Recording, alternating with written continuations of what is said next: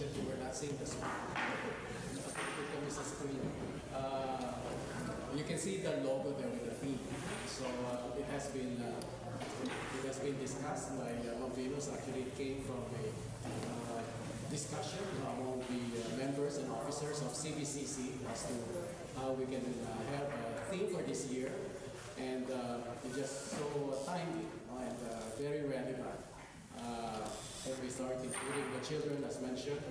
But even then, with the knowledge that is being transferred or given to the children, this inquisitive attitude can maybe given answers that can also be challenged. So lalo yung disruption phase. So sabi na natin provoke and ating team, and that is why we have lined up activities that will also not only provoke our creativity, but even our mindset on how to go ahead with pursuing re-establishing our distinction as a UNESCO Creative City.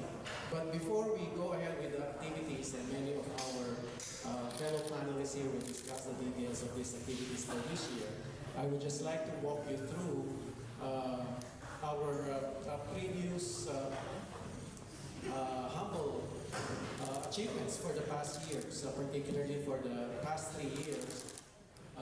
Officially, we started the Creative Festival in 2018. But if you remember, we still call it ENTACO. ENTACO, the Creative Festival, that was the first edition. And then it was in 2019 when we started officially using the new name, Ibag-Iyo.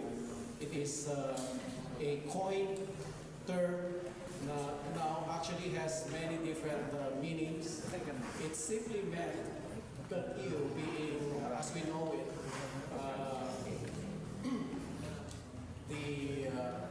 the basis, as story says, the basis of how Baguio was named. This is the mosque, Baguio, and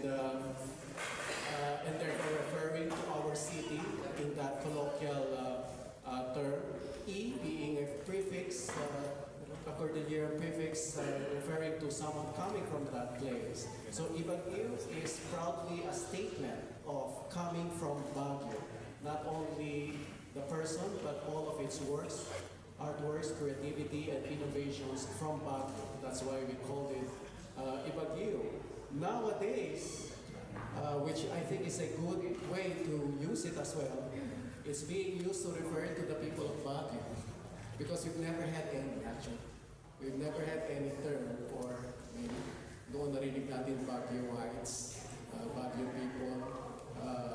So I've heard Mayor using it many times already to refer it to the people of Baguio.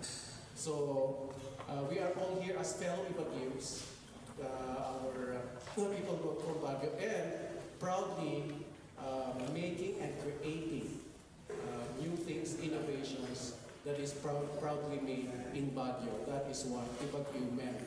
And we would like to present that with a new logo, which is every year being done. For many of you who have been following us and know a lot of our artists might already be familiar with the color scheme and the style of the logo. This is actually designed remotely by our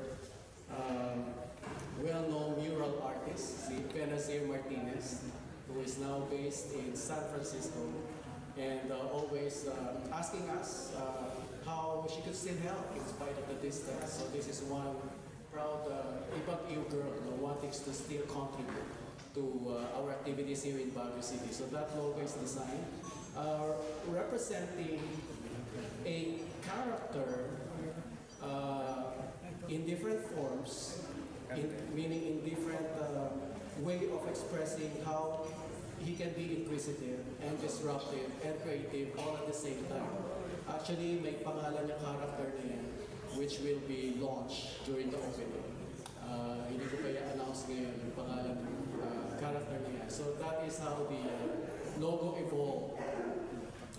It is actually a graphical presentation of our theme. Okay, before discussing the activities for this year, as I've said, for the past 3 years, particularly after pandemic. But mind you, please recall that I think it's only Baguio Creative Festival that never stopped being conducted even during the pandemic. It's actually even Mount Venus, who incessantly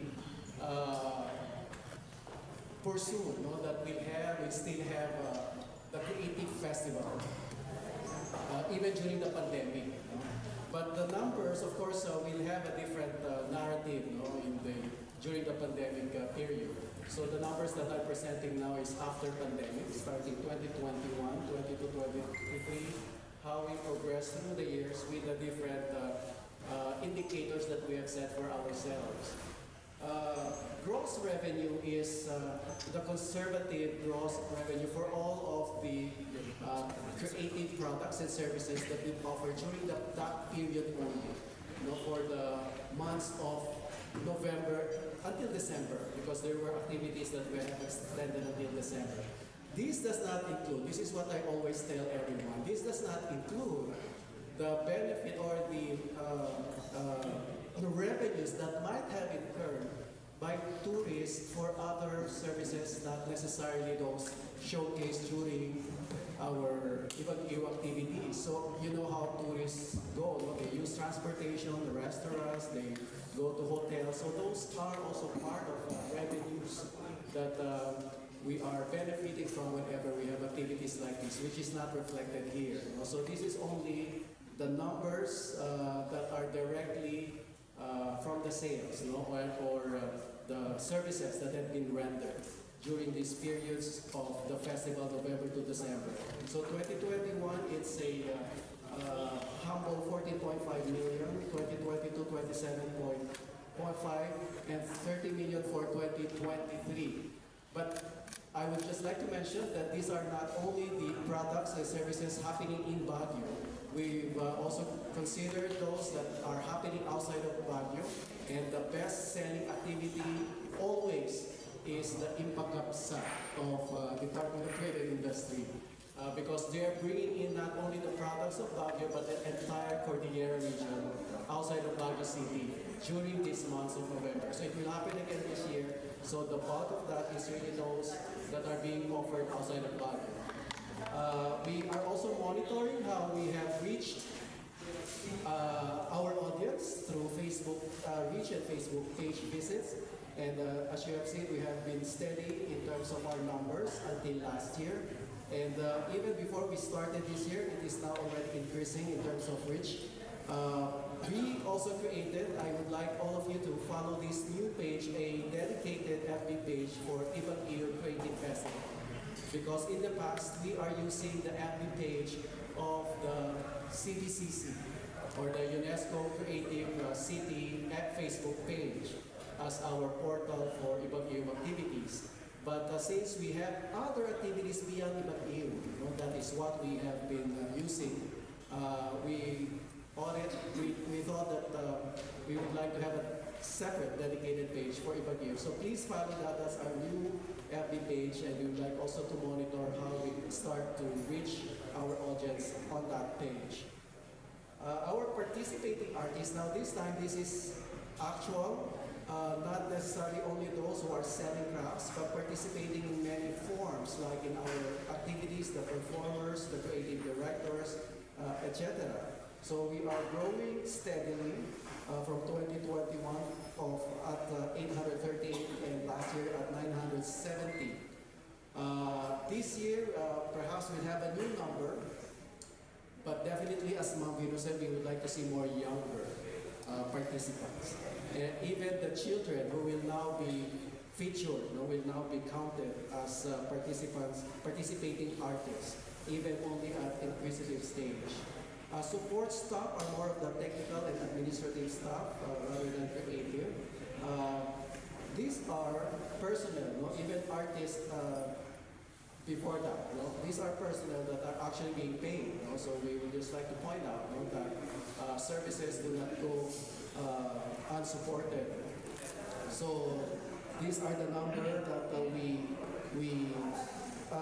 commission every time for the past 3 years.